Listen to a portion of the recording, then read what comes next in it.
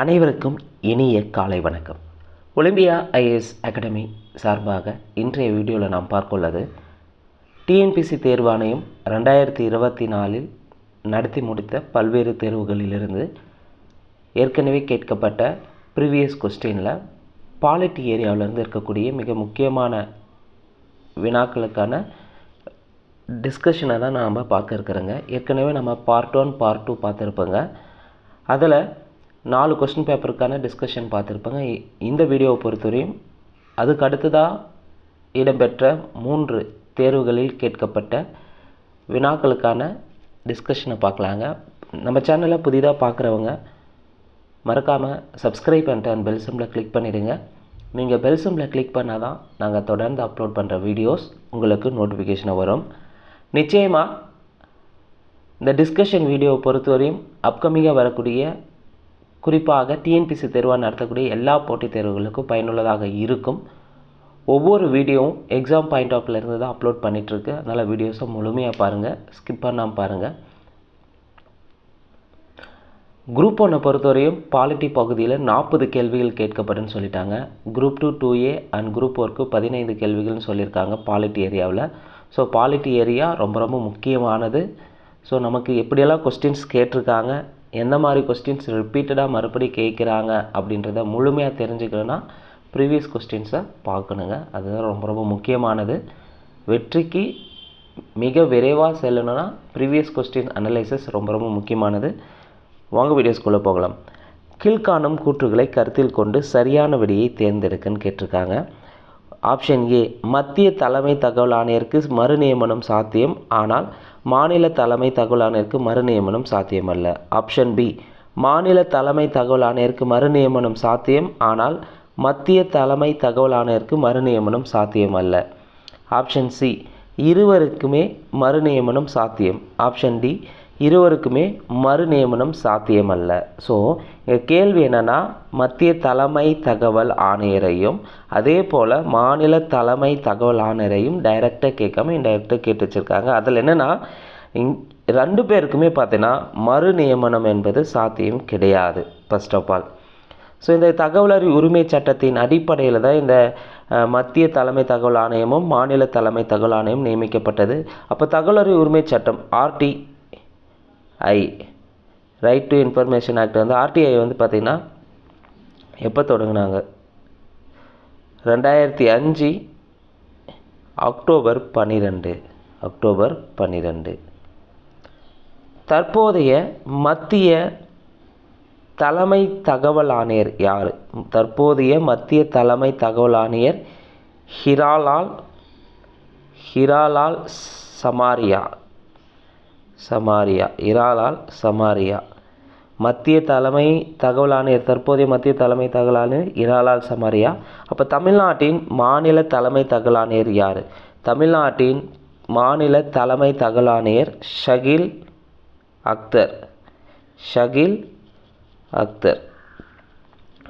தமிழ்நாட்டின் மாநில தலைமை தகவல் ஆணையர் யார்? ஷகில் அக்தர். அடுத்த கேள்வி, சர்க்காரியா ஆணையம் பற்றிய தவறான கூற்றினை கண்டறியன்னு கேட்டிருக்காங்க. இந்த கொஸ்டினை பொறுத்தவரை சர்க்கார் ஆணையம் பற்றி 10th சோசியல் சயின்ஸ் புக்கில் வந்து பாலிட்டி ஏரியாவில் கொடுத்துருப்பாங்க. சர்க்காரியா ஆணையம் 1983ஆம் ஆண்டு ஏற்படுத்தப்பட்டது. சரி. சர்க்காரியா ஆணையம், இந்த ஆணையம் 247 பரிந்துரைகளை அளித்தது. சரி. கூறு, ஆர்டிகல் 356 நீக்குவதற்கு இந்த ஆணையம் பரிந்துரைத்தது அப்படின்றது தவறு. சர்க்கரை ஆணையம் வந்து மத்திய அரசு தான் அமைச்சாங்க. அப்போ அவங்க வந்து ஆர்டிகல் 356 நீக்குவதற்கு இந்த ஆணையம் பரிந்துரைச்சதானா? கிடையாது. அதே போல் வரி விதிப்பில் உள்ள எஞ்சிய அதிகாரங்கள் மாநிலங்களிடம் இருக்க வேண்டும் என்று இந்த ஆணையம் பரிந்துரைத்தது. ஸோ ஏன்னா சென்ட்ரல் கவர்மெண்ட் ஒரு ஆணையம் அமைக்குதுன்னா அது சென்ட்ரல் கவர்மெண்ட் ஃபேவராக இருக்கக்கூடிய ஒரு அம்சங்களாக தான் கொண்டு வரும். இப்போ சர்க்காரி ஆணையம் பொறுத்தவரை மத்திய அரசு தான் அமைச்சாங்க. அப்போ இங்கே மாநிலங்கள் இருக்க வேண்டும் என்று இந்த ஆணையம் பரிந்துரைத்ததானா? கிடையாது. அப்போ இங்கே கேள்வி என்ன, சர்க்காரியா ஆணையம் பற்றிய தவறான கூற்று. அப்போ தவறானது 3 மற்றும் 4 தவறாக இருக்குது. ஸோ சர்க்காரியா ஆணையத்தை பொறுத்தவரை கூடுதலாக நம்ம தெரிஞ்சுக்கணும்னா, அமைக்கப்பட்டது 1983. இது அறிக்கை சமர்ப்பிக்கப்பட்ட ஆண்டு, சர்க்காரியா ஆணையம் அறிக்கை சமர்ப்பிக்கப்பட்ட ஆண்டு 1988. அடுத்த கேள்வி, சரியான இணையை கண்டறிக. நம்ம ஆல்ரெடி சொன்ன மாதிரி தான் நிறைய வீடியோவில் சொல்லியிருப்பேன். பாலிட்டி ஏரியாவை பொறுத்தவரையும் ஜென்ரல் ஸ்டாட்டிக்ஸ் கொஸ்டின்ஸ் எப்போவுமே கேட்பாங்க. ஒரு கொஸ்டின் இல்லை 2 கொஸ்டின் கேட்பாங்கன்னு சொல்லியிருந்தோம். ஜென்ரல் ஸ்டாட்டிக்ஸ்னால் குடியரசுத் தலைவர் பட்டியல், அவர் எப்போ தேர்ந்தெடுக்கப்பட்டார், எத்தனாவது குடியரசுத் தலைவர் என்பதை முழுமையாக தெரிஞ்சிருக்கணும். அது கேட்குறாங்க கேட்கலையும். பாலிட்டி ஏரியாவை பொறுத்தவரையும் பிரைம் மினிஸ்டர் லிஸ்ட் பட்டியல், குடியரசுத் தலைவர் பட்டியல், துணை குடியரசுத் தலைவர் பட்டியல், துணை பிரதமர் பட்டியலை தெளிவாக தெரிஞ்சு வச்சுருக்கணும். திரும்ப திரும்ப நம்ம ரீகால் பண்ணிகிட்டே இருந்தால் மட்டும்தான் இந்த ஏரியாவிலேருந்து நம்ம கொஸ்டின்ஸை சரியாக பண்ண முடியும். இங்கே சரியான இணையை கண்டறிகன்னு கேட்டிருக்காங்க. குடியரசுத் தலைவர் அவர் தேர்ந்தெடுக்கப்பட்ட ஆண்டு. ஸோ குடியரசுத் தலைவரை பொறுத்தவரையும் டாக்டர் எஸ் ராதாகிருஷ்ணன். ராதாகிருஷ்ணன் பார்த்திங்கன்னா 61 தேர்ந்தெடுக்கப்பட்டாரானா கிடையாது. ஃபஸ்ட்டு ராஜேந்திர பிரசாத் இருப்பார், முதல் குடியரசுத் தலைவர். அவரே பார்த்திங்கன்னா 1950 62 வரை இருந்திருப்பார் முதல் குடியரசுத் தலைவர்னா ராஜேந்திர பிரசாத். ரெண்டாவது தான் ராதாகிருஷ்ணன். அப்போ இவர் 62 தான் தேர்வாயிருப்பார். ராதாகிருஷ்ணனை பொறுத்தவரையும் டாக்டர் எஸ் ராதாகிருஷ்ணன் 1962 மே 13 பதவியேற்றிருப்பார். 62 67 வரை இருந்திருப்பார். அப்போது ஃபஸ்ட்டு தப்பாக இருக்குது. ரெண்டாவது டாக்டர் ஜாகிர் ஹுசேன். ஜாகிர் ஹுசேனை பொறுத்தவரையும் 3வது குடியரசுத் தலைவராக இருப்பார். இங்கே பார்த்தீங்கன்னா 66 கிடையாது, 1967 தேர்வாயிருப்பார். 1967 மே 13 டு 1969. 3வது ஜாகிர் ஹுசேன். முதல் பார்த்தீங்கன்னா டாக்டர் ராஜேந்திர பிரசாத் 50 to 62, ரெண்டாவது டாக்டர் எஸ் ராதாகிருஷ்ணன் 62 to 67, 3வது டாக்டர் ஜாகிர் ஹுசேன் 67 to 69 வந்திருக்கணும். அடுத்து பார்த்திங்கன்னா பக்ருதீன் அலி அகமது 74. இவர் தேர்ந்தெடுக்கப்பட்ட ஆண்டு 74 சரியாக தான் இருக்குது. அடுத்து நீலம் சஞ்சீவி ரெட்டி தேர்ந்தெடுக்கப்பட்ட ஆண்டு 1977. ஸோ இங்கே கேள்வியை ட்விஸ்ட் பண்ணி கேட்டு வச்சுக்கான். தவறானது எது, சரியான இணைன்னு கேட்டிருக்காங்க. அப்போ சரியானது எதுன்னு பார்த்தீங்கன்னா 3 4 சரி. அப்போ தவறான இணைன்னு கேட்டிருந்தால் 1 2 சரின்னு சொல்லியிருக்கலாம். குடியரசுத் தலைவர் பட்டியலை பொறுத்தவரையும் டைரெக்டாகவும் கேட்கலாம், இன்டைரக்டாகவும் கேட்கலாம், இல்லை தவறானது எது சரியானது எதுன்னு கேட்கலாம். பார்த்துக்கங்க. அடுத்த கேள்வி, கீழ்கண்டவற்றுள் தவறான இணையை கண்டறிக. கீழ்கண்டவற்றுள் தவறான இணையை கண்டறிக. ஆர்டிக்கிளை கொடுத்து அந்த ஆர்டிக்கிளுக்கு அதற்கு நேரான பொருளை கேட்டிருக்காங்க. அந்த சரியான ஆர்டிக்கிள் கேட்டிருக்காங்க. இங்கே தவறான இணையை கண்டறிக. ஆர்டிக்கிள் 18 சட்ட உறுப்பு 18 எதை சொல்லுது, பட்டங்களை ஒழித்தலை பற்றி குறிப்பிடுகிறது. சரி. ஆர்டிக்கிள் 21 என்ன சொல்லுது, உயிர் வாழ்தல் மற்றும் தனி மனித சுதந்திரத்திற்கான பாதுகாப்பை பற்றி குறிப்பிடுகிறது. சரி.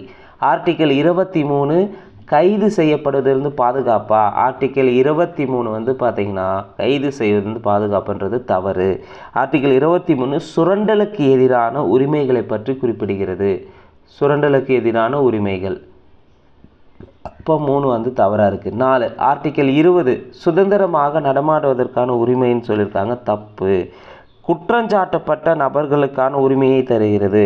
ஆர்டிக்கிள் 20 குற்றஞ்சாட்டப்பட்ட நபர்களுக்கான உரிமையை தருது. அப்போ இங்கே கேள்வி, கீழ்கண்டவற்றுள் தவறான இணையை கண்டறின்னு கேட்டாங்க. அப்போ தவறான இணை எதுன்னு பார்த்தீங்கன்னா 3 4 தவறாக இருக்குது. அப்போ இங்கே சரியான இணைன்னு கேட்டிருந்தால் 1 2 சரின்னு போட்டிருக்கலாம். அடுத்த கேள்வி, கூற்று காரணம். கூற்று என்னன்னு பாருங்கள். ஆர்டிக்கிள் 240 மூலம் தனக்கு வழங்கப்பட்ட அதிகாரத்தின்படி ஜனாதிபதி பிபி மண்டல் என்பவரை பிற்படுத்தப்பட்ட வகுப்பினருக்கான ஆணைய தலைவராக நியமித்தார். காரணம், இவ்வாணையம் பின்தங்கிய நிலையை தீர்மானிக்க 11 குறிகாட்டிகளை வழங்கியுள்ளதுன்னு சொல்லியிருக்காங்க. இதில் கூற்று பார்த்தீங்கன்னா தவறு. ஆர்டிக்கல் 240 பற்றி சொல்கிறது எதுன்னு பார்த்தீங்கன்னா நிதி ஆணையத்தை பற்றி தான். ஆர்டிக்கல் 240 நிதி ஆணையத்தை பற்றி சொல்லிடும். அப்போ இங்கே 240 கிடையாது. இங்கே பிற்படுத்தப்பட்ட ஓபிசிக்கான ஆணையத்துக்கான தலைவரை பற்றி இங்கே கூற்று தந்திருக்குன்னா அப்போ கூற்று தவறு. அதே இந்த ஓபிசி ஆணையம் பின்தங்கிய நிலையை தீர்மானிக்க 11 குறிகாட்டிகளை உருவாக்கியுள்ளது என்பது சரி. அப்போ கூற்று தவறு, காரணம் சரியானது. ஸோ இந்த பிற்படுத்தப்பட்ட வகுப்பினருக்கான தேசிய ஆணையம் வந்து பார்த்திங்கன்னா எப்போ அமைச்சிருப்பாங்கன்னா 1993 ஆகஸ்ட் 14 வந்து பார்த்திங்கன்னா பிற்படுத்தப்பட்டதற்கான தேசிய ஆணையத்தை அமைச்சிருப்பாங்க. ஷார்ட்டாக NCBCன்னு சொல்லலாம், national commission for backward classes. இது எந்த ஆர்டிக்கல் படி அமைச்சிருப்பாங்கன்னா ஆர்டிக்கல் 338B பிரிவின் படி பிற்படுத்தப்பட்ட ஆணையம் அமைச்சிருப்பாங்க. 240 கிடையாது. இந்த தேசிய பிற்படுத்தப்பட்ட ஆணையத்துக்கு வந்து எப்போ சட்ட அந்தஸ்து கிடைச்சதுன்னு பார்த்தீங்கன்னா 2018 ஆகஸ்ட் 11 தான் வந்து பிற்படுத்தப்பட்ட தேசிய ஆணையத்துக்கு சட்ட அந்தஸ்து கிடைச்சிருக்கு. எத்தனாவது சட்ட திருத்தம்னா 102வது சட்ட திருத்தத்தின் மூலமாக. தற்போதைய இந்த ஆணையத்தின் தலைவர் யாருன்னு பார்த்தீங்கன்னா NCBC, national commission for backward classes, தேசிய பிற்படுத்தப்பட்டோர் ஆணையத்தின் தற்போதைய தலைவர் ஹன்ஸ்ராஜ் கங்காராம் அஹீர். தற்போதைய தலைவர் யார்? தேசிய பிற்படுத்தப்பட்டோர் ஆணையத்தின் தலைவர் ஹன்ஸ்ராஜ் கங்காராம் அஹீர். அதே போல் தமிழ்நாடு பிற்படுத்தப்பட்டோர் ஆணையத்தின் தலைவர் யாருன்னு பார்த்தீங்கன்னா பாரதிதாசன். தமிழ்நாடு பிற்படுத்தப்பட்ட ஆணையத்தின் தலைவர் யார்? பாரதிதாசன். மத்திய பிற்படுத்தப்பட்டோர் தேசிய ஆணையத்தின் தலைவர் ஹன்ஸ்ராஜ் கங்காராம் அஹீர். அடுத்த கேள்வி பாருங்க. ஜவஹர்லால் நேருவின் நூல்களை அவை வெளியிடப்பட்ட ஆண்டின் அடிப்படையில் கால வரிசைப்படுத்துக. கேள்வி எப்படி கேட்டு வச்சுருக்கான் பார்த்தீங்களா?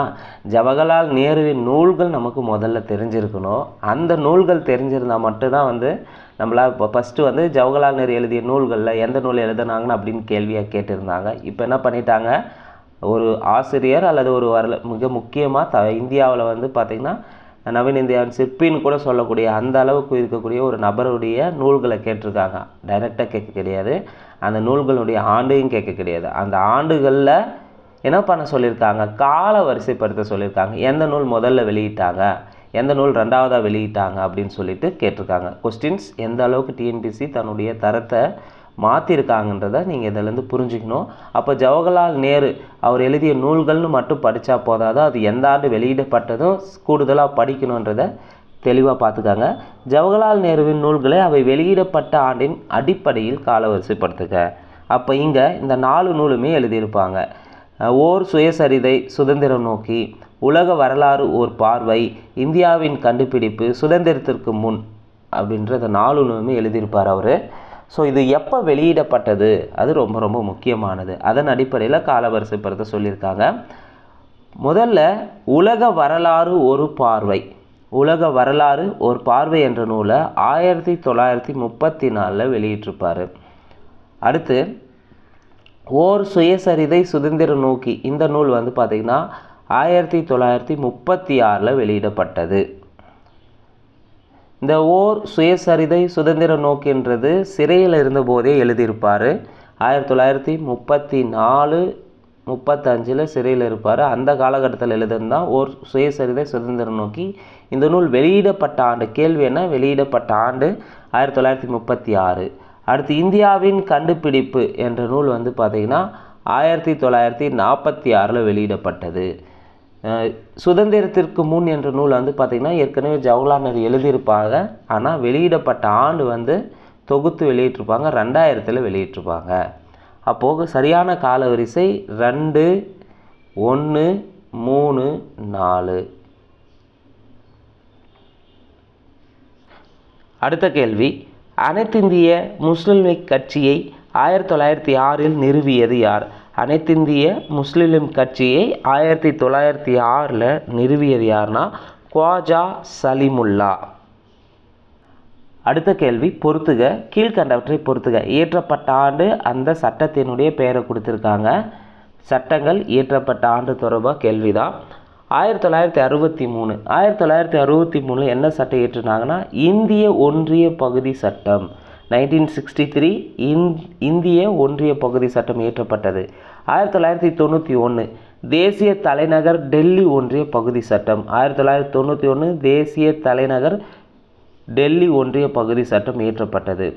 1971 நாட்டின் பெருமை அவமதிக்கப்படுவதை தடை செய்யும் சட்டம். 1971 நாட்டின் பெருமை அவமதிக்கப்படுவதை தடை செய்யும் சட்டம் இயற்றப்பட்டது. 1951 மக்கள் பிரதிநிதித்துவ சட்டம் இயற்றப்பட்டது. மக்கள் பிரதிநிதித்துவ சட்டம் இயற்றப்பட்டது. இப்போ சரியான விடை 3, 4, 1, 2. ஆப்ஷன் ஏ தான் சரியாக இருக்குது. அடுத்த கேள்வி, கூற்று காரணம்.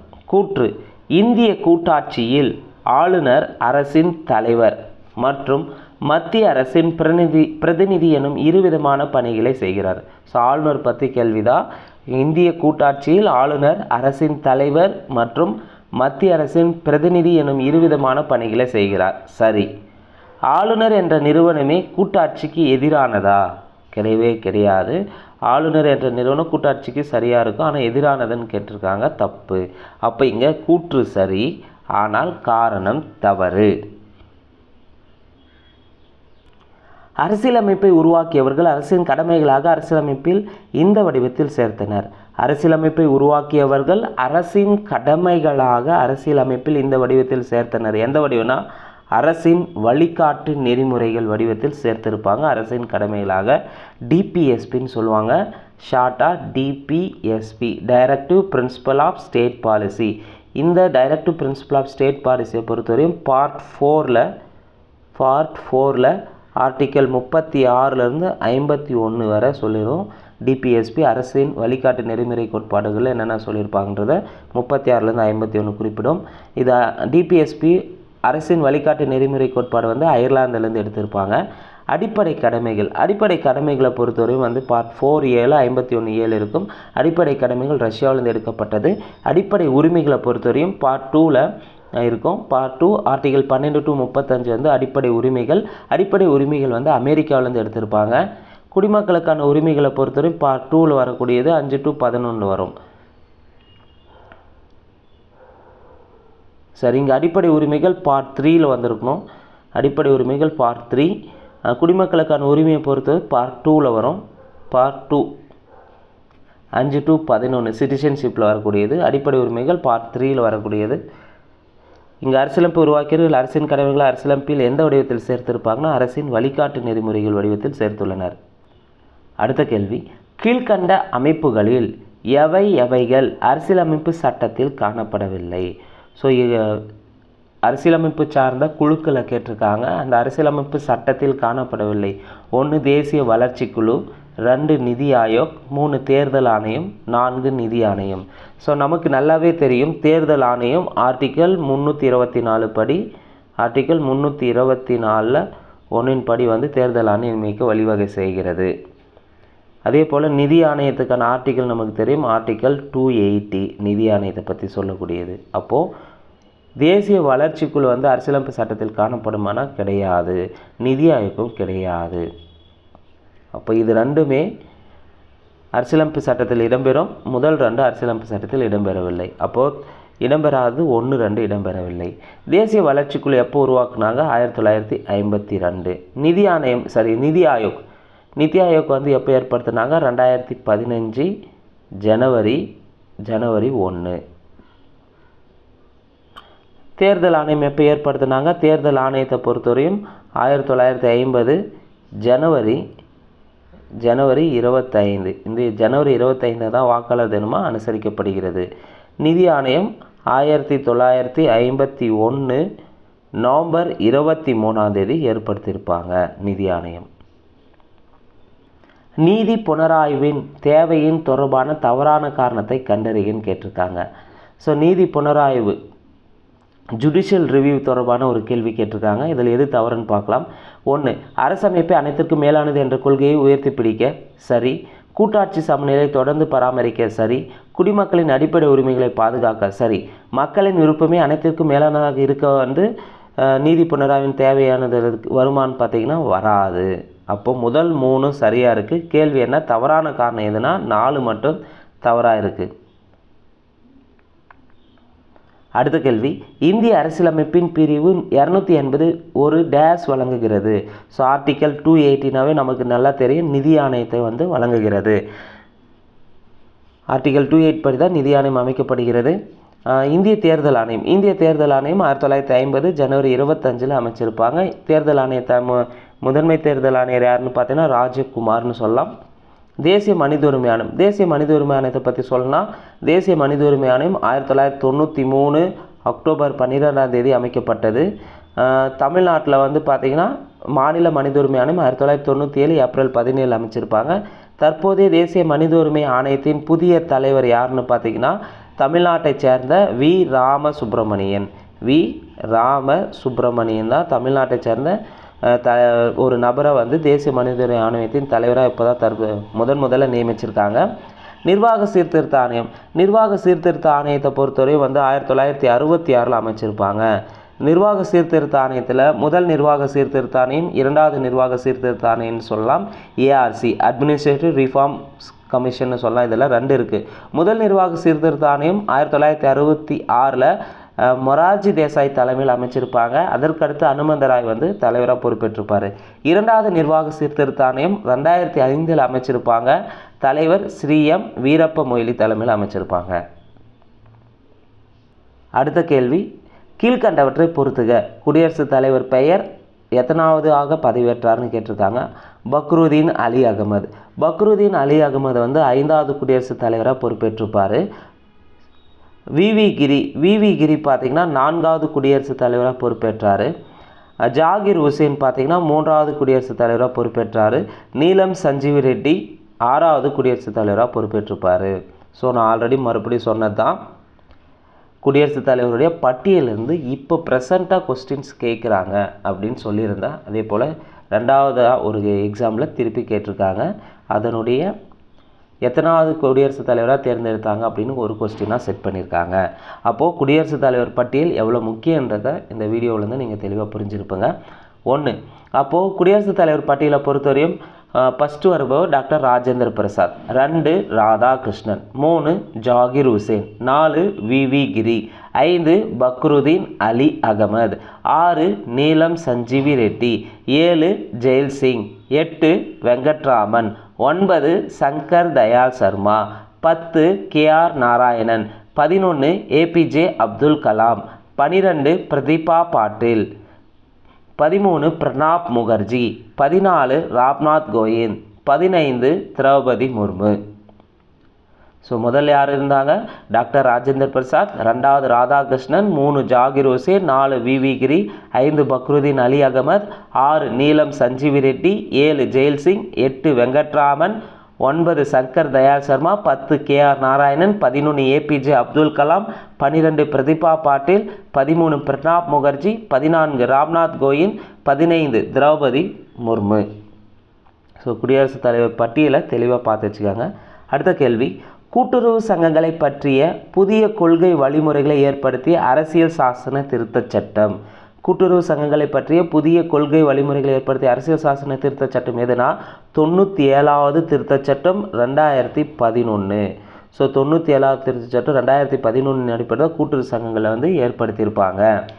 அதே 44வது திருத்தச் சட்டம் எப்போ ஏற்படுத்தினாங்க? 1978. சொத்துரிமை வந்து அடிப்படை உரிமையிலேருந்து பொது சட்ட உரிமை வச்சுருப்பாங்க 44வது திருத்தச் சட்டத்தின் மூலமாக. 86வது திருத்தச் சட்டம் 2002. 6 முதல் 14 வயது உள்ள குழந்தைகளுக்கு கல்வியை வந்து கட்டாயமாக தரணும், இலவசமாக தரணும்னு சொல்லியிருக்கோம். அடுத்து 42வது சட்ட திருத்தம் 1976. இது வந்து மினி கான்ஸ்டியூஷன் சொல்லலாம். பெரும்பாலான சட்ட திருத்தம் வந்து 42வது சட்ட திருத்தம் மூலம் தான் ஆட் பண்ணியிருப்பாங்க. அடுத்த கேள்வி, கல்வி உரிமை இந்திய அரசியலமைப்பின் இந்த சட்ட வகுப்பால் உத்தரவாதம் செய்யப்படுகிறது. ரிப்பீட்டடாக கேட்கக்கூடிய ஏரியானா இந்த கல்வியை பற்றி தான் கேட்குறாங்க. ஆர்டிக்கலும் அது எப்போ தொடங்கினாங்க, எந்த ஆர்டிக்கல் படி ஏற்படுத்தினாங்க, அதே போல் எந்த சட்டத்திட்டத்தின் படி கேட்டிருக்காங்க அப்படின்னு கேட்டிருக்காங்க. கல்வி உரிமை இந்திய அரசியலமைப்பின் ஆர்டிக்கல் 21A படி வந்து உத்தரவாதம் செய்திருப்பாங்க. 86வது சட்டத்திருத்தம் 2002 மூலமாக. அடுத்த கேள்வி, இந்திய அரசமைப்பு முகவுரையின் மொழி மற்றும் லட்சியங்கள் கீழ்கண்ட எந்த அரசமைப்பின் செல்வாக்கினால் உருவாக்கப்பட்டது? 1 அமெரிக்கா, 2 பிரான்ஸ், 3 ரஷ்யா. இப்போ இங்கே சரியானது பார்த்திங்கன்னா இந்த 3மே வரும். ஸோ முகவரியினுடைய மொழி மற்றும் லட்சியங்கள் பார்த்திங்கன்னா அமெரிக்கா, பிரான்ஸு, ரஷ்யா ஆகியவற்றிலிருந்து எடுக்கப்பட்டிருக்கும். ஸோ கீழ்கண்ட தேர்வுகளால் சரியானது 1, 2, 3மே சரி. அடுத்த கேள்வி, பின்வரும் சட்டங்கள் திட்டங்கள் அது தொடர்புடைய வருடங்களுடன் சரியாக பொறுத்துகன்னு கேள்வி கேட்டிருக்காங்க. இந்திய தொழிற்சங்கங்களுக்கான சட்டம் இயற்றப்பட்ட ஆண்டு 1926. தமிழ்நாடு முதியோர் ஓய்வூதிய திட்டம் தொடங்கப்பட்டது திட்டம் வந்து 1962. இந்திய அரசின் குழந்தைகள் சட்டம் 1960. வயதானவர்களுக்கான மாநில கொள்கை ஏற்படுத்தினது 2006. இந்திய தொழிற்சங்கங்களுக்கான சட்டம் 1926. தமிழ்நாடு முதியோர் ஓய்வூதிய திட்டம் 1962. இந்திய அரசின் குழந்தைகள் சட்டம் 1960 இயற்றியிருப்பாங்க. வயதானவர்களுக்கான மாநில கொள்கை வெளியிடப்பட்டது 2004. சரியான விடை ஆப்ஷன் டெல்லி. அடுத்த கேள்வி, 2011ஆம் ஆண்டில் டேஸ் மாவட்டம் தமிழகத்திலேயே அதிக எழுத்தறிவு விகிதம் கொண்ட மாவட்டமாக உள்ளது. அதாவது அதிக எழுத்தறிவு விகிதம் 91.75% உள்ள மாவட்டமாக இருக்குன்னா அது கன்னியாகுமரி மாவட்டம். அடுத்த கேள்வி, அறிவியல் மனநிலை சயின்டிஃபிக் டெம்பர் பற்றி கூறும் சட்டப்பிரிவு. அறிவியல் மனநிலையை பற்றி குறிப்பிடும் ஆர்டிக்கல் எதுனா ஆர்டிக்கல் 51A அறிவியல் மனநிலை பற்றி குறிப்பிடுகிறது. அடுத்த கேள்வி, மாநில தகவல் ஆணையம் பற்றிய கீழ்கண்ட கூற்றுகளை கவனி, தவறானவற்றை கண்டறிகன்னு கேட்டிருக்காங்க. இப்போ மாநில தகவல் ஆணையம் தொடர்பாக ஒரு கேள்வி டிஎன்பிசியில் வச்சுருக்காங்க. மாநில தகவல் ஆணையத்தை பற்றி முழுமையாக நம்ம தெரிஞ்சுக்கணும். மாநில தகவல் ஆணையம் ஒரு தலைமை ஆணையர் மற்றும் 5க்கு மிகாமல் தகவல் ஆணையர்களை கொண்டிருக்க வேண்டும். முதல் கூற்று, மாநில தகவல் ஆணையத்துக்கு ஒரு தலைமை ஆணையர் இருக்கணும், ப்ளஸ்ஸு 10க்கும் மேற்படாத ஆணையர்களை கொண்டிருக்கணும். இங்கே 5க்கு மிகாமல்னு இருக்குன்னு சொல்லியிருக்காங்க. அப்போ 5 கிடையாது, 10க்கு மேற்படாத ஆணையர்களை கொண்டிருக்க வேண்டும். முதல் கூற்று தவறு. 2, மாநில தகவல் ஆணையர்கள் பணியில் அமர்த்தப்பட்ட பிறகு மீண்டும் மறு நியமனத்திற்கு தகுதியுடையோர் அல்ல. ஸோ மாநில தகவல் ஆணையர் ஒரு முறை ஒன்ஸ் பணியில் இருந்துட்டு அடுத்து வந்து மீண்டும் பணி நியமிக்க மாட்டாங்க. சரி. 3, மாநில தகவல் ஆணையரை ஆளுநர் பதவி நீக்கம் செய்ய முடியும். சரி, பதவி நீக்கம் செய்ய முடியும். சரி. 4வது கூற்று, மாநில தகவல் ஆணையத்துக்கு ஆணையர்களை பரிந்துரைக்கும் குழுவில் மாநிலத்தின் உயர்நீதிமன்ற தலைமை நீதிபதியும் ஒரு உறுப்பினர்னு சொல்லியிருக்காங்க. 4வது கூற்று, மாநில தகவல் ஆணையத்தில் நியமிக்கிறதுல உயர்நீதிமன்ற தலைமை நீதிபதி வருவாரனா வரமாட்டார். அப்போ தவறு. அப்போ இங்கே கேள்வி என்ன, மாநில தகவல் ஆணையம் பற்றிய கீழ்கண்ட கூற்றுகளில் தவறானது 1, 4 தவறாக இருக்குது. இப்போ மாநில தகவல் ஆணையத்தை பற்றி தெளிவாக கேட்டிருக்காங்க. மாநில தகவல் ஆணையனா ஒரு தலைமை ஆணையர் ப்ளஸ் 10க்கும் மேற்படாத தகவல் ஆணையர்களை கொண்டிருக்கணும். மாநில தகவல் ஆணையர்கள் பணியில் அமர்த்தப்பட்ட பிறகு மீண்டும் மறு நியமனத்திற்கு தகுதியுடையோர் அல்ல. மாநில தகவல் ஆணையரை ஆளுநர் பதவி நீக்கம் செய்ய முடியும். மாநில தகவல் ஆணையத்தில் நியமிக்கும் உறுப்பினர்கள் யாரெல்லாம் இருப்பாங்கன்னா, பரிந்துரைக்கிற குழுவில் முதலமைச்சர் இருப்பார், சட்டப்பேரவை எதிர்க்கட்சி தலைவர் இருப்பார், முதலமைச்சரால் நியமிக்கப்பட்ட கேபினட் அமைச்சர் இருப்பார். இந்த 3 பேர் தான் இருப்பாங்க. அவங்க தான் வந்து மாநில தகவல் ஆணையத்துக்கான ஆணையரை வந்து பரிந்துரைக்க குழு. இதில் வந்து உயர்நீதிமன்ற தலைமை நீதிபதி வருவாரனா வரமாட்டார். ஸோ இவருடைய பதவிக்காலம்னு எடுத்துக்கினா மாநில தகவல் ஆணையத்தின் தலைவர் பதவிக்காலம் 5 ஆண்டுகள் அல்லது 65 வயது வரை இருப்பார். தற்போதைய தமிழ்நாடு மாநில தகவல் ஆணையர் யார்? ஷகில் அக்தர். அடுத்த கேள்வி, மாநில மனித உரிமை ஆணையம் மனித உரிமை மீறல்கள் தொடர்பான மீறல்களை விசாரிக்க கீழ்கண்ட பட்டியலில் இருந்து மேற்கொள்ளலாம். மாநில மனித உரிமை ஆணையம் வந்து மாநில மற்றும் பொது பட்டியலில் உள்ள பிரச்சனைகள் தொடர்பானதை விசாரிக்கலாம். மாநில மனித உரிமை ஆணையம் குறிப்பாக தமிழ்நாடு மாநில மனித உரிமை ஆணையம் அமைக்கப்பட்டது 1997 ஏப்ரல் 17 தொடங்கியிருப்பாங்க. தமிழ்நாடு மாநில மனித உரிமை ஆணையத்தின் தற்போதைய தலைவர் யாருன்னு பார்த்தீங்கன்னா எஸ் மணிக்குமார். தமிழ்நாடு மாநில மனித உரிமை ஆணையத்தின் தலைவர் யார்? தற்போதைய தலைவர் எஸ் மணிக்குமார். மாநில மனித உரிமை ஆணையத்தின் தலைவராக இருக்கவருக்கு எத்தனை ஆண்டுகள்னா 3 ஆண்டுகள் அல்லது 70 வயது வரை இருக்கலாம். 3 ஆண்டுகள் அல்லது 70 வயது. அடுத்த கேள்வி பொறுத்துக ஆர்டிகிளோடு கேட்டிருக்காங்க. ஆர்டிகல் 124C எதை சொல்லுதுன்னா 124C நாடாளுமன்றத்தின் சட்டம் இயற்றும் அதிகாரத்தை பற்றி குறிப்பிடுகிறது. ஆர்டிகல் 125 ஊதியங்களை பற்றி பேசுகிறது. ஆர்டிகல் 126 இடைக்கால தலைமை நீதிபதி நியமனத்தை பற்றி குறிப்பிடுகிறது. ஆர்டிகல் 126 இடைக்கால தலைமை நீதிபதி நியமனத்தை பற்றி குறிப்பிடுகிறது. ஆர்டிகல் 130 உச்சநீதிமன்றத்தின் இருப்பிடத்தை பற்றி பேசுகிறது. உச்சநீதிமன்றத்தின் இருப்பிடத்தை பற்றி பேசுகிறது. சரியான விடை ஆப்ஷன் ஏ. அடுத்த கேள்வி ரொம்ப முக்கியமான கேள்வி. பின்வரும் ஆணையங்களை அதன் அமைப்பின் கால வரிசைப்படி ஒழுங்கமைக்கன்னு கேட்டிருக்காங்க. இந்த சர்க்காரை ஆணையம், பூஞ்ச் ஆணையம், ராஜமன்னார் குழு, முதல் நிர்வாக சீர்திருத்தம் இதெல்லாம் ப்ரீவியஸில் பேசிக்காக எப்படி கேட்டாங்க? சர்க்காரை ஆணையம் எப்போ அமைச்சாங்க, பூஞ்ச் ஆணையம் எப்போ அமைச்சாங்க, ராஜமன்னார் குழு எப்போ அமைக்கப்பட்டது, முதல் நிர்வாக சீர்திருத்த ஆணையம் எப்போ அமைச்சாங்க அப்படின்னு கேட்டிருந்தாங்க. இப்போ என்ன பண்ணிட்டாங்க? அந்த அமைக்கப்பட்ட ஆண்டுகள் தொடர்பாக கால வரிசைப்படுத்த சொல்லிட்டாங்க. இந்த கால வரிசைப்படுத்தி கேட்கும்போது நாம் தவறு செய்வதற்கான அதிகபட்சமான வாய்ப்புகள் இருக்குது. அப்போ முதல் இதில் கால வரிசைப்படி எது அமைஞ்சிருக்குன்னா ஆப்ஷன் பாம்பே தான் அமைந்துள்ளது. முதல் நிர்வாக சீர்திருத்த ஆணையம் எப்போ அமைச்சாங்க? 1966. ராஜமன்னார் குழு அமைக்கப்பட்டது தமிழ்நாடு கவர்மெண்ட் அமைச்சது 1969 அமைச்சாங்க. சர்க்காரையா ஆணையம் மத்திய அரசு அமைச்சது எப்போ அமைச்சாங்க? 1983 அமைச்சிருப்பாங்க. பூஞ்ச் ஆணையம் எப்போ அமைக்கப்பட்டது? 2007 அமைச்சிருப்பாங்க. ஸோ சரியான கால வரிசையில் அமைந்துள்ள இது ஆப்ஷன் பி தான் அமைஞ்சிருக்கும். தெளிவாக பார்த்துக்காங்க தற்போதைய கொஸ்டின்ஸோடைய ஸ்டேட்டஸ். அப்போது ஆணையம் தொடங்கப்பட்டது, எந்தெந்த ஆணையம் எப்பப்போ தொடங்கப்பட்டது, எப்பப்போ அறிக்கை சமர்ப்பிக்கப்பட்டது அப்படின்றத தெளிவாக படித்து வச்சுக்காங்க. அடுத்த கேள்வி, அரசியலமைப்பின் எந்த விதி ஒரு மாநில முதலமைச்சருடன் தொடர்புடையதல்ல? ஆர்டிகல் 163, 164, 167 இது எல்லாமே மாநில முதலமைச்சரோடு தொடர்புடையது. மாநில முதலமைச்சருடன் தொடர்புடையாத விதி வந்து ஆர்டிகல் 165. ஆர்டிகல் 165 அட்வொகேட் ஜெனரல் மாநில தலைமை வழக்கறிஞரை பற்றி குறிப்பிடும் ஆர்டிகல் தான் ஆர்டிகல் 165. அப்போ பொருந்தாது ஆப்ஷன் சி. அடுத்த கேள்வி, பாராளுமன்றம் எனும் சொல் பேசு என்று பொருளடங்கிய பார்லே என்னும் டேஸ் சொல்லிலிருந்து பெறப்பட்டது. பாராளுமன்றம் என்னும் சொல் பேசு என்று பொருளடங்கிய பார்லே என்னும் சொல்லிலிருந்து பெறப்பட்டதுன்னா பிரெஞ்சு மொழி சொல்லிலிருந்து பெறப்பட்டது. அடுத்த கேள்வி, 2 கூற்று கேட்டு மேற்கண்ட கூற்றுகள் எது சரியானதுன்னு கேட்டிருக்காங்க. இந்திய ஜனாதிபதி நேர்முக தேர்தல் மூலம் தேர்ந்தெடுக்கப்படுகிறார். நமக்கு நல்லா தெளிவாகவே தெரியும்.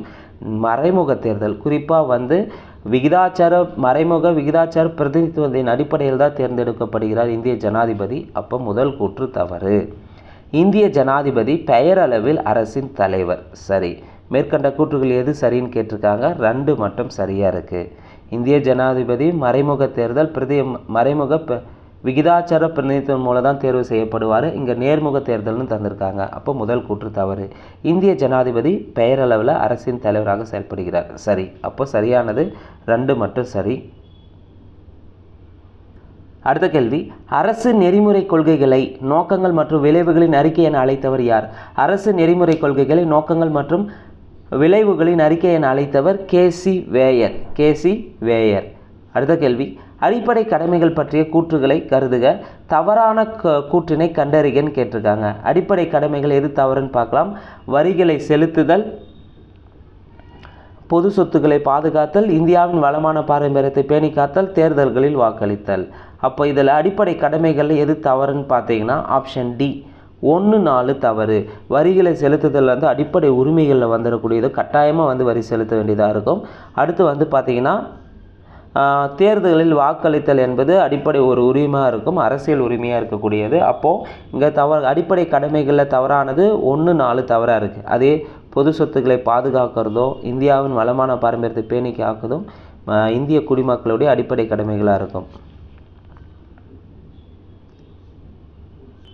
அடுத்த கேள்வி, இந்திய அரசமைப்பின் அடிப்படை கட்டமைப்புகளுடன் தொடர்பில்லாத வழக்கினை கண்டறிக. இந்திய அரசமைப்பின் அடிப்படை கட்டமைப்புடன் தொடர்பில்லாத வழக்குன்னு கேட்டிருக்காங்க. ஒரு 4 வழக்கை கேட்டால் அந்த வழக்கு எது ஒன்னோட தொடர்பில்லைன்னு கேட்டிருக்காங்க. ஏகே ராய் வெர்சஸ் இந்திய ஒன்றியம் 1982 வழக்கு அடிப்படை கட்டமைப்புடன் தொடர்பில்லாத வழக்கு.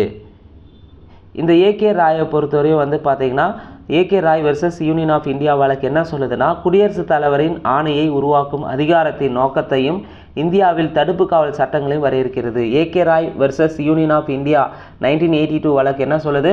குடியரசுத் தலைவரின் ஆணையை உருவாக்கும் அதிகாரத்தின் நோக்கத்தையும் இந்தியாவில் தடுப்பு காவல் சட்டங்களையும் வரையறுக்கும். A K Roy versus Union of India வழக்கு.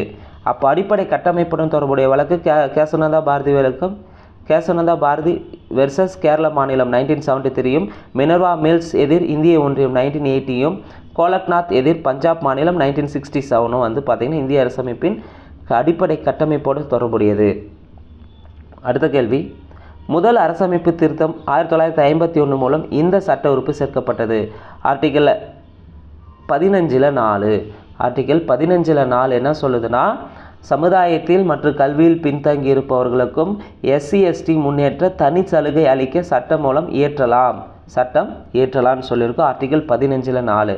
இதுதான் முதல் அரசமைப்பு திருச்சட்டம் 1951 மூலம் சேர்க்கப்பட்ட ஆர்டிகல் 15(4).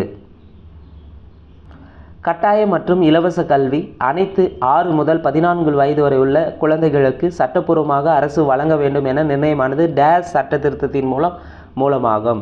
86வது சட்ட திருத்தம் மூலம் 2002. இந்த கட்டாய கல்வி சட்டம் தொடர்பாக தெளிவாக படிச்சுக்கோங்க. ஆக்ட் இலவச கட்டாய கல்வி சட்டம் எப்போ ஏற்படுத்தினாங்க? 2009. நடைமுறைக்கு வந்தது 2010 ஏப்ரல் 1. அதே போல் வந்து பார்த்திங்கன்னா எந்த சட்ட திருத்தம் மூலமாக ஏற்படுத்தினாங்கன்னா 86வது சட்ட திருத்தம் 6 முதல் 14. எந்த ஆர்டிக்கிள்னா 21A ஆர்டிக்கிள் வரும்.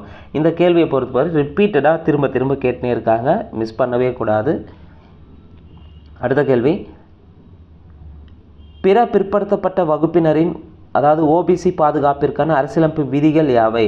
அரசியலமைப்பு விதிகள் வந்து பார்த்திங்கன்னா ஆர்டிகல் 15(4) அதிகாரம் எண் 16(4) சொல்லுது. OBCக்கான பாதுகாப்பிற்கான அரசியலமைப்பு விதிகள் என்னென்ன சொல்லுதுன்னா, அதிகாரம் 15(4) மற்றும் அதிகாரம் 16(4). அதே 17 வந்து தீண்டாமையை வரக்கூடியது. இது வந்து அதிகாரங்கள் வரக்கூடியது. அப்போ இங்கே சரியானது 1, 2 மட்டும் சரியாக இருக்குது. அடுத்த கேள்வி, குடும்ப வன்முறையிலிருந்து பெண்களை பாதுகாக்கும் சட்டம் 2005. பெண்களுக்கு வன்முறை இல்லாத வாழ்வதற்கான பாதுகாப்பு. இந்த சட்டத்தில் சிவில் மற்றும் கிரிமினல் விதிகள் இருந்தாலும் இது பெண்கள் உடனடி சிவில் தீர்வுகளை பெற டேஷ் நாட்கள் மட்டும் உதவுகிறது. 60 நாட்கள் மட்டும் பெற உதவுகிறது. அடுத்த கொஸ்டின், இந்திய சட்டம் இயற்றும் அதிகாரங்களை பகிர்ந்தளிப்பதற்கான பட்டியல் அமைப்பு முறை இந்த சட்டத்திலிருந்து உருவானது. இந்திய சட்டம் இயற்றும் அதிகாரங்களை பகிர்ந்தளிப்பதற்கான பட்டியல் முறை மாண்டேகு செம்ஸ்போர்ட் சட்டம் 1919 மூலம் உருவானது. அடுத்த கொஸ்டின், மாநில சட்டமன்ற உறுப்பினர்களின் தகுதி இழப்பு தொடர்பான தவறான சட்ட உறுப்பை கண்டறிகன்னு கேட்டிருக்காங்க. மாநில சட்டமன்ற உறுப்பினர்களின் தகுதி இழப்பு தொடர்பான சட்ட உறுப்பு இதில் வந்து இப்போ தவறானது வந்து பார்த்திங்கன்னா ஆர்டிகல் 189 மட்டும்தான் தவறு, 1 மட்டும்தான் தவறு. அதே 190, 191, 192 வந்து பார்த்திங்கன்னா மாநில சட்டமன்ற உறுப்பினருக்கு தகுதி இழப்பு தொடர்பாக சொல்லும். ஆனால் 189 என்ன சொல்லியிருக்காங்கன்னா, உறுப்பினருடைய பதவி காலியாக மற்றும் உறுப்பினர் எண்ணிக்கை குறைவாக உள்ள நேரத்தில் வாக்கெடுப்பு நடைபெறும் போது அவையின் அதிகாரத்தை பற்றி குறிப்பிடுகிறது. ஆர்டிகல் 189 எது சொல்லுது? உறுப்பினருடைய பதவி காலியாக இருக்கும்போது மற்றும் உறுப்பினருடைய எண்ணிக்கை குறைவாக இருக்கும் நேரத்தில் வாக்கெடுப்பு நடைபெறும் போது அவையினுடைய அதிகாரத்தை பற்றி சொல்லுதா ஆர்டிகல் 189. உறுப்பினர்களின் தகுதி இழப்பை பற்றி சொல்லுதானா? கிடையாது. அப்போ 190, 191, 192 மாநில சட்டமன்ற உறுப்பினர்களின் தகுதி இழப்பை பற்றி குறிப்பிடுகிறது. அடுத்த கேள்வி, மாநில சட்டமன்றம் தொடர்பான கீழ்கண்ட இணைகளில் சரியானவற்றை தேர்ந்தெடுன்னு கேட்டிருக்காங்க. அப்போ மாநில சட்டமன்றம் தொடர்பான ஆர்டிகல்ஸை நம்ம தெளிவாக படிச்சிருக்கணும். இங்கே மாநிலங்களின் மேலவைகள் நீக்குதல் அல்லது உருவாக்குதலை பற்றி குறிப்பிடுவது ஆர்டிகல் 169. மாநிலங்களில் மேலவையை நீக்குதல் அல்லது உருவாக்குதலை சொல்கிறது ஆர்டிகல் 169 சரி. 2, மாநில சட்டமன்றங்களின் பதவி காலத்தை பற்றி சொல்கிறது ஆர்டிகல் 172 சரி. ஆளுநரின் சிறப்புரிமைகள் ஆர்டிகல் 174 தப்பு. ஆளுநரின் சிறப்புரிமையை பற்றி சொல்கிறது ஆர்டிகல் 176 இங்கே தந்திருக்காங்க, மாற்றி தந்திருக்காங்க. மசோதாவுக்கு ஒப்புதல் தரது வந்து பார்த்திங்கன்னா மசோதாவுக்கு ஒப்புதல் தரது ஆர்டிகல் 200. ஆர்டிகல் 200 வந்து மசோதாவுக்கு ஒப்புதல் தரதை பற்றி குறிப்பிடுகிறது. அப்போ இங்கே மாநில சட்டமன்ற தொடர்பான கீழ்கண்ட இணைகளில் சரியானது எதுன்னு பார்த்தீங்கன்னா 1, 2 சரியாக இருக்குது.